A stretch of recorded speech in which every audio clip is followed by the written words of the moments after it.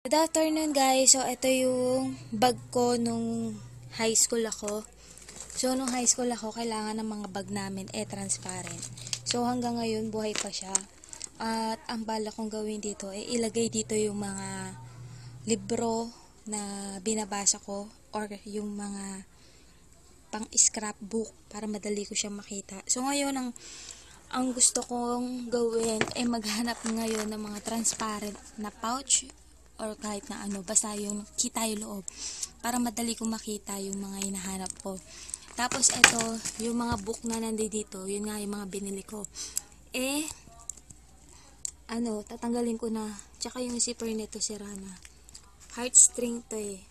Tapos ito na yung sorry kasi ayan yung itsura ko. At ngayon lang ako bumaba, ngayon lang din ako nag-vlog dahil nga naghihintay ako ng call. So, dahil wala pa naman, itutuloy ko na yung vlog ko. So, yan. At yung vlog ko kahapon, hindi ko siya na-upload dahil nawili ako sa kaka-coloring book. Tapos, meron pa sa akin pinapagawa yung daddy ko na meron akong i-encode sa BIR. So, yun. At ibalik ko na dito sa sinasabi ko. Ito yung coloring book na binili ko at eto na siya. Nakulayan ko na siya. Yan. Ang gandang gamitin no color pencil. Ito, color pencil. Ito, ginamit ko dito color mismo. Yan. Dapat ang kukulay ko dito kulay pink. Kaso wala eh. Tsaka yung nabili ko guys na color pencil, wala siyang kulay black. So i-check ko yung ibang color pencil sa National Bookstore if meron silang kulay black kasi ang meron lang siya yung mga kulay ng color wheel. So yun, babalik ko na rito sa pinapakita ko sa inyo. Tapos ito, nagkamali ako. Rose na kinulayan ko ng kulay dilaw. So, ayan.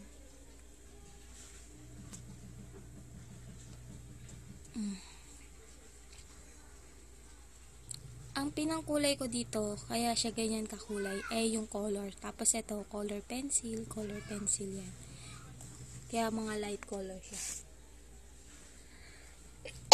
Excuse. So, ang next kong kukulayan, ito. Diba? Tapos, ayan. So, yun. Bala ko sana lahat ng background nito ay gagawin ko na lang na kulay yellow. Not bad naman siguro. Kasi ito black na ito eh. O, diba? Gawin ko na lang siya sigurong kulay yellow. Kasi, ang linis yan tignan. Pagka kulay yellow yung yung background. Kasi if ever na pink yung ikukulay ko, parang hindi siya tutugmado sa kulay nito. Yung kulay pink na meron ako dito na color. So, yun. At ito yung yung ginagamit ko sa pang scrapbook. Tracking our monthly expense. Tapos ito yung may nakalagay to-do list. Kaso nilagay ko dyan yung mga bibilin. Yan yung resume ko noon nag-apply ako. Kulang pa lang yung information. Tapos ito contact number. If ever na magloko ulit yung yung cellphone ko kasi minsan nawawala yung number niya. Tapos ito. Ayan. Tapos computer backup data. Yung mga laman ng laptop ko. Debt reduction. At yung mga list ko na gusto kong bilhin. So, ayan, may mga ilan na akong nabibili. At medyo okay naman na. Kasi ito yung 100 things I want to do in life. Yan yung mga gusto kong bilhin. Kasi unang-una dyan yung house and lot. Pero syempre, Ayan yung unang-una, pero yan yung siguro huling-huli kong mabibili. So, yun. At, next. Ito yung mga nagpagawa sa akin ng account sa Facebook. Tapos, yung mga gustong magpa-recover, dito ko nilalagay lahat ng info nila. Especially yung mga kaibigan. At, kamag-anak ko lang naman napapagawa na. Tapos, ito yung password ko. What's my login password hacker? Yun sa mga account ko. Yan. Kasi minsan nakakalimutan ko na lahat kung ano yung mga account na meron ako. Kaya, mabuti na rin yung may listahan ako. So, ito yung mga ginawa kong box dati na recycle. Tapos, nilagyan ko siya ng number para madali kong malaman kung ano yung laman nun. At ang hirap lang kasi niyang hanapin kapag yung box na gamit mo ay hindi transparent. So, if ever na hindi transparent yung ginamit mo na box, kailangan mo siyang lagyan ng number. If ever na pare-pareho sila, diba? Tapos, doon may indicate kung ano yung laman nun. So, yun yung ginawa ko dito. Yan.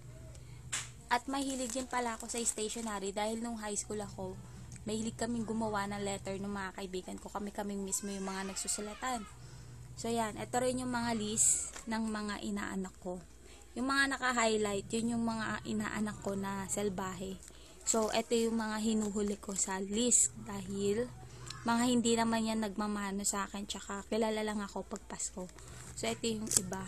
Bali, madadagdagan niya ng isa next year. Tapos, ito yung menu.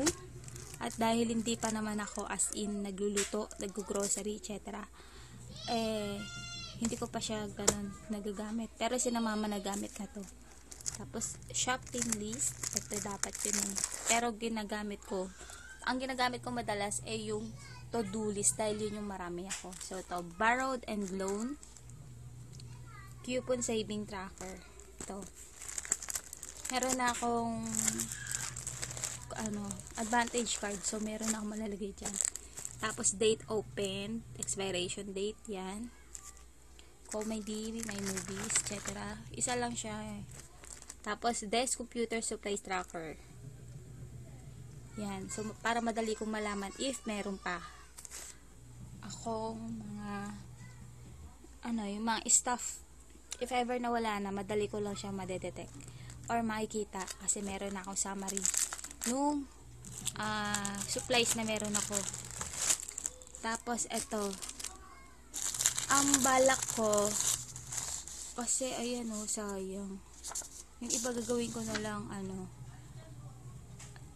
ipiprint ko na lang kaya puro Hello Kitty. Tapos, puro kulay pink. Dito ko ilalagay lahat yung mga list ko na gagawin ko. Yung mga gagawin ko pa lang sa YouTube. Tapos, yung mga nagawa ko na, sa Hello Kitty ko na lang siya siguro ilalagay para, pag binuksan, puro Hello Kitty yung laman. Then, yung mga list na gagawin pa lang, di ko alam ko paano yun. If ever na natapos ko na siya, natapon ko na, diba? Yung mga na-check ko na kasi. Obviously, yung mga yun, nailipat ko na yung panigwarati dito. What's in the fridge? Di ko pa siya nalalagyan. Tapos, ito yung ginagawa ko yung parang bulaklak. Tapos, ito yung scrapbook na binigay sa akin ni Tin na nagtatrabaho sa Hallmark. So, yun. At, ito lang muna ngayon yung maipapakita ko sa inyo dahil hindi ko sure kung wala akong pasok kasi wala pa namang alas 3. If ever na na may pasok ako, iduduktong ko na lang dito. Panigurado medyo mahaba-haba yung vlog ko today at sana hindi kayo maboring. So, yun. Mamaya na lang.